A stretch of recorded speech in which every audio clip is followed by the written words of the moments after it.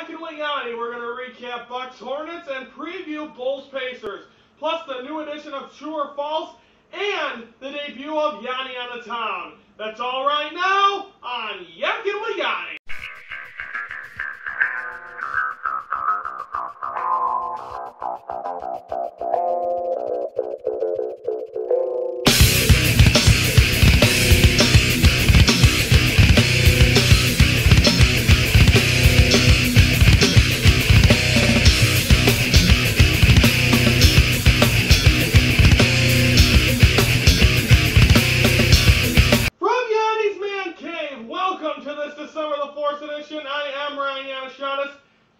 Not a lot of stuff to get to, but let's jump right into it. As of last night, the Milwaukee Bucks were hosted by the New Orleans Hornets. They were on Bourbon Street down there, and it was a game that I didn't think would happen, as it was the Bucks losing 102-81. Let's take a look at my bullet points for this game. First one, ugly first half for Bucks and Hornets. There was a lot of fouls, really delaying the first half. Really, there was no rhythm, no excitement in the first half. Mainly because, like I said, there was a lot of fouls, a lot of dumb fouls. The big guys were out early, and also, to my dismay, Anthony Davis has been out for a while, so I apologize. On yesterday, the premiere, I said that they had to watch out for Anthony Davis. He wasn't even in, hasn't even played. But nonetheless, there was an ugly first half. Brook Lopez was the guy. Talk about him in a second. Anderson, good fill-in for Anthony Davis. Ryan Anderson, former Orlando Magic, really stepping up. He's a guy that can nail a lot of threes. He's right now first in every category in three-pointers, courtesy of Fox Sports Wisconsin last night during the telecast. It showed that he's most in three-pointers made, three-pointers attempted, percentage.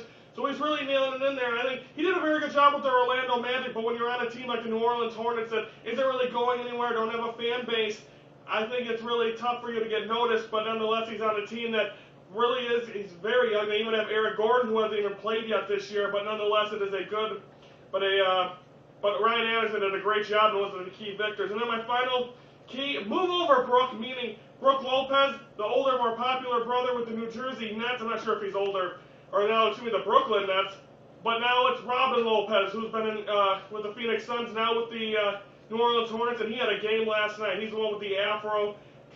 But anyway, he did an unbelievable job last night. Had a lot of good rebounds. Was able to get a lot of tip-ins, dunks. Again, like I said, the Bucks were going to struggle in this game if their big guys didn't come out, because they don't have the down-in big guys. And that's exactly what happened with the New Orleans Hornets. You saw Ryan Anderson, who shoots for better for me on the arc, and of course Robin Lopez. So both of them guys really stepped up in that game last night, and that's why the Bucks lost by 21 points. So it's a heartbreaking loss for the Bucks after having a couple of great wins. Now they got to go to San Antonio Wednesday. We'll be previewing that game tomorrow. Nonetheless, the Bucks lose that one in New Orleans, 102-81. And we'll be previewing the next game in a little on Wednesday. We are on Facebook. You can like us, message us, and whatever else you want to do. Also answer our question of the week. That is Yackin Wit Yoni on Facebook. All you have to do is type in Yackin Wit Yoni in the search box, and you can see our page.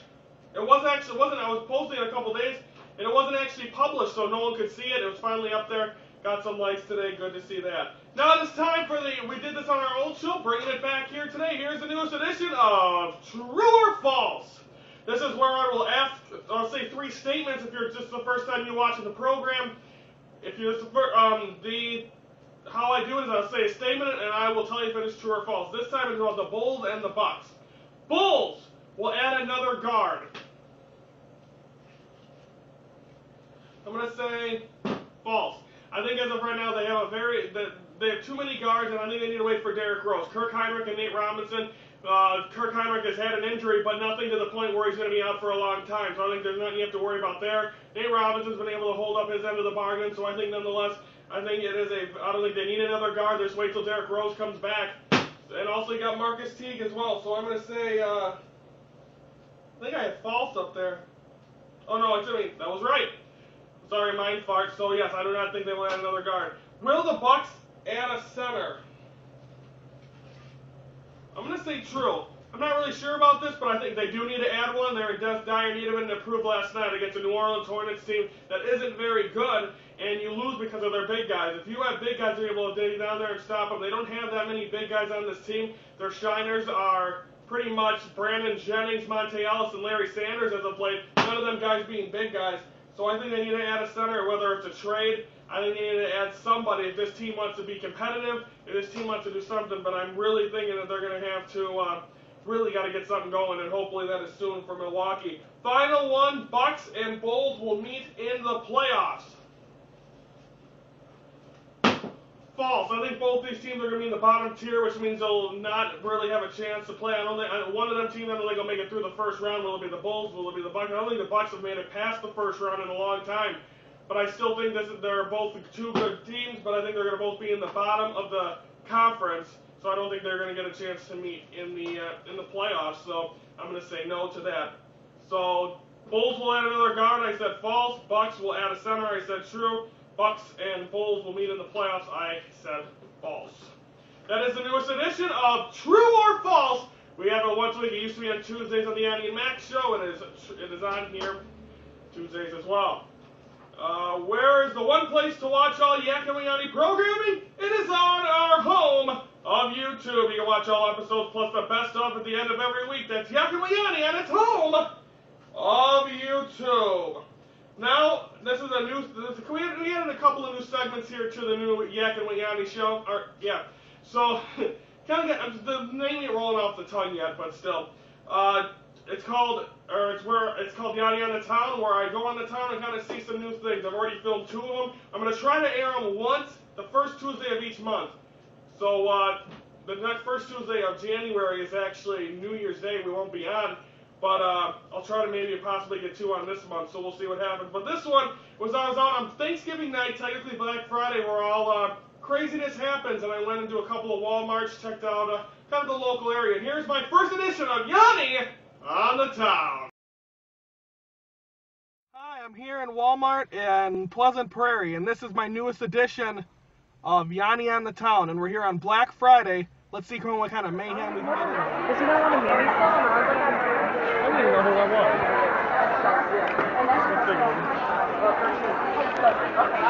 Well, I didn't know there was a cute one.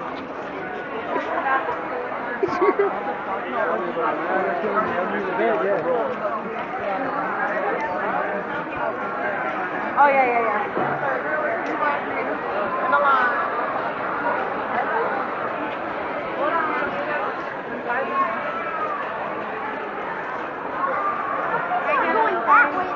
I have a feeling it's going to be nothing.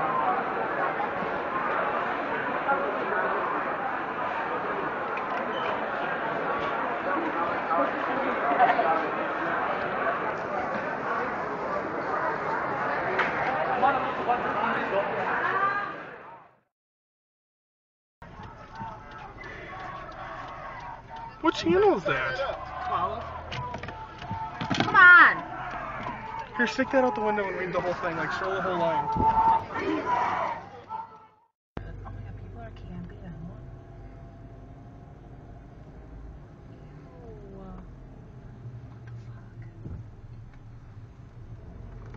Move! Wow, look at that line. Oh my god. This is the line at Best Buy. I'm here at the Walmart in Antioch. Now let's see how this one is after the chaos in Pleasant Prairie. Oh my god, there they go.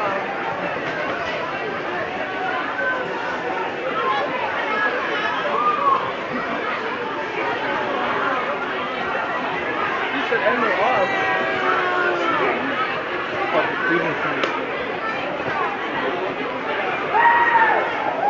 You should make this a year where you just come and drink coffee and watch crazy people. I'm going to watch crazy people anyway. Look at this lady. This lady looks out of breath. How's everyone doing it in an orderly fashion?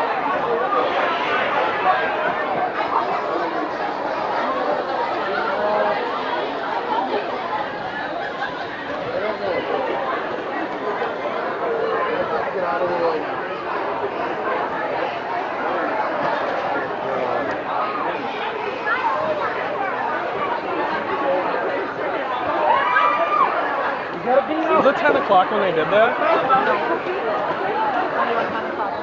It isn't?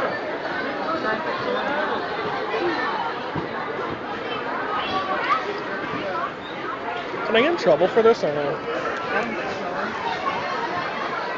Oh, that was nice softball. Is she?